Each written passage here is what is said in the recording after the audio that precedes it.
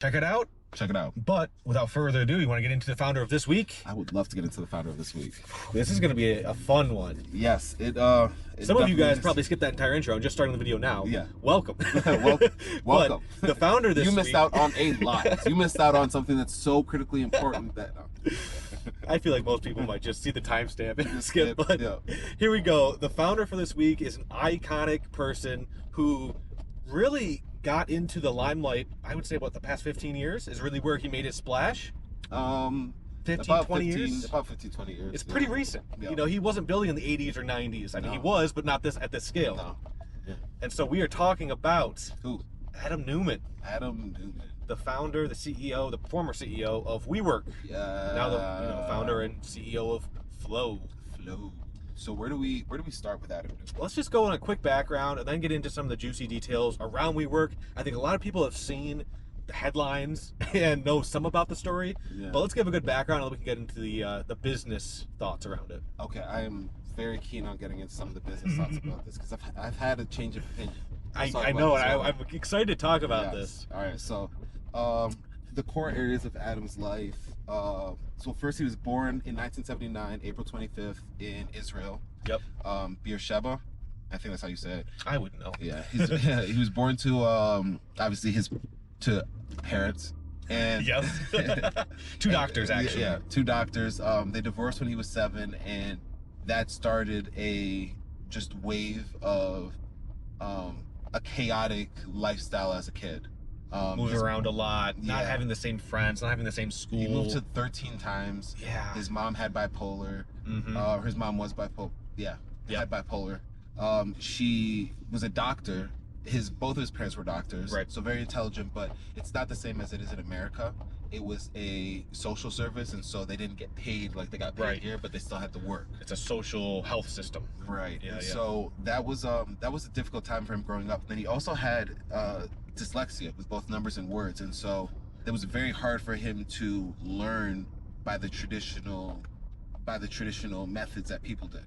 And that started to force him to rely on other skill sets like observation, reading a room, connecting with people, Charisma. developing that charm and charisma, and his ability to sway a room and move people. Yes. So that was like a core of his childhood. He grew up on what was it, the kibbutz? Yes, that's a very interesting thing that we definitely need to touch on. It's essentially a commune living, Yeah. where they specifically in Adam's case they had a section where most of the kids, right, like anywhere from like 2 to 18, where they would kind of take care of themselves. They'd be in their own little commune. They'd, go home for dinner with their parents and stuff, and they'd have some family time. But for the most part, you would be with other people, I guess, of that age and without adult supervision, essentially. And he talks a lot about having to find the people to connect with in these communities that he keeps jumping around to. Yeah. And understanding by looking at a room who are the people that he should be connecting with and how he connects with those people, being able to spot that, I'm going to go, meet with the nerds or meet with the chess players or the jocks, whatever that would be in America. Reading that room and then saying, okay, I'm going to use my skills of persuasion to become an in, to be in that in crowd. Yeah, he was a child saying, I'm going to use my skills of persuasion to... He probably did it pretty unconsciously, Yeah. and that's just how it played out. Now he's reflecting on it. Yeah. But it's very interesting because some of these things start appearing at a very young age. Yeah, 100%. He, I think, like, that's a big thing, is moving as a child. I moved when I was 11 from Canada to America. And it is very, like, it's a lot taking up a new culture and then having to adapt and make new friends. He said that he made friends a lot of times with the misfits, but then he was really proud of taking that group of misfits, that band of misfits, and then introducing them to the more popular groups. And I think that that's a very powerful skill to be able to harness and develop as a kid, whether it's consciously or subconsciously.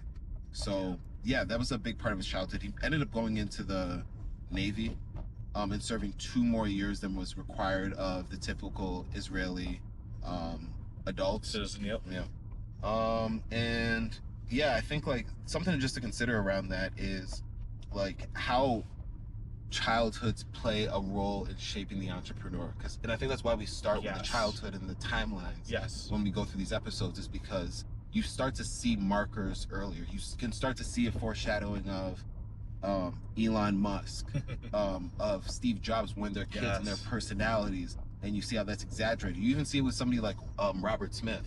Yeah, or like Paul Graham. Right? I'm watching TV at 13. Yeah, and you're like, and I just made this decision, like, what am I doing this for? So it's, I don't know, it's really interesting to see those trace markers of how people develop. Even people on the completely different spectrum of like a 50 Cent, where it's like you're on the streets and you start developing, you know, habits and ways of navigating based off of what you're seeing, that changes how you develop as a person and later as a business person. Specifically with Adam, calling out this commune living, he actually had a great time doing it. And that's what's going to play into the foreshadowing for his career. But he actually thought it was a better way to live, is in a commune, supported with the community. And we have a lot of those thoughts in terms of a digital online community. But that's really the thing, is that impressed on him the idea that you can actually live a better, more fulfilled life in a community. So next phase of his life, he around 2001, he moves to New York.